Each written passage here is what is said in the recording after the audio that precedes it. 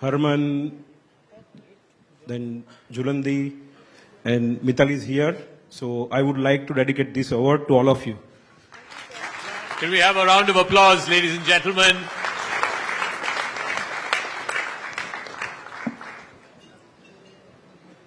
मैं एकदम केयरफुली बोलना चाहता हूं कि मैं आप सबको 1 दिसंबर 2024 के पहले ले जाना चाहता हूं, क्योंकि 1 दिसंबर 2024 को मैं आईसीसी का अध्यक्ष बना, तो मेरे को बोलने में ध्यान रखना पड़ेगा।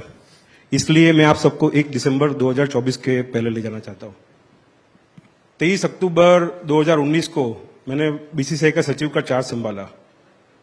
23 अक्टूबर 2019 से लेके 1 दिसंबर 2024 तक हमने बहुत सारे डिसीजन लिए और बहुत सारे मुकाम भी पाए, जिसमें हमने डोमेस्टिक स्ट्रक्चर को स्ट्रेंथन किया, हमने पे पैरिटी किया, हमने WPL का लॉन्चिंग किया, 50,000 करोड़ का मीडिया राइट्स किया और बिना कंट्रोवर्सी।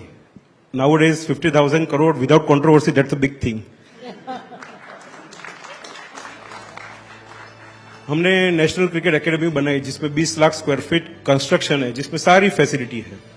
जैसे ये सारे प्लेयर्स पर्थ में खेलने जाते हैं, केपटाउन में खेलने जाते हैं, सिडनी में खेलने जाते हैं, मेलबोर्न में खेलने जाते हैं, लॉर्ड्स में खेलने जाते हैं, सारी पिचेस वहीं अवेलेबल है, इसलिए वहां पे परफॉर्मेंस अभी मिल रहा है हमको।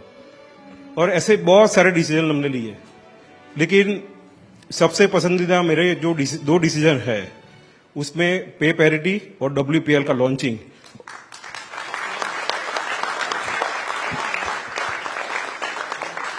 और जिसका रिजल्ट आपने देखा अभी।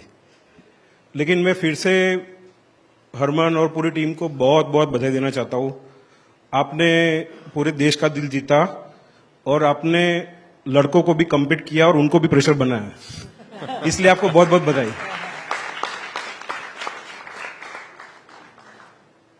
हरमन, आपको तो याद होगा, और मिताली दी आप वहां कमेंट्री कर रही थी केपटाउन में 2023 अक्टूबर में, 2023 फरवरी में, कि जब ऑस्ट्रेलिया के सामने सब हारे, तब यही जमाइमा और यही हरमन, उन्होंने ऑस्ट्रेलिया को बहुत टफ फाइट दिया, लेकिन हम 7 या 8 रन से गेम हार गए थे।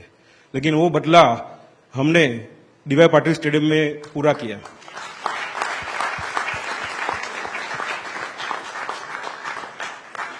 फिर से मैं न्यूज 18 और सारी ज्यूरी का बहुत बहुत धन्यवाद करना चाहता हूं। जय हिंद, जय Bharat, Vande Mataram. Thank you very much. I request the jury members to unanimously present the award Indian of the Year 2025 Outstanding Achievement to Shri Jay Shah,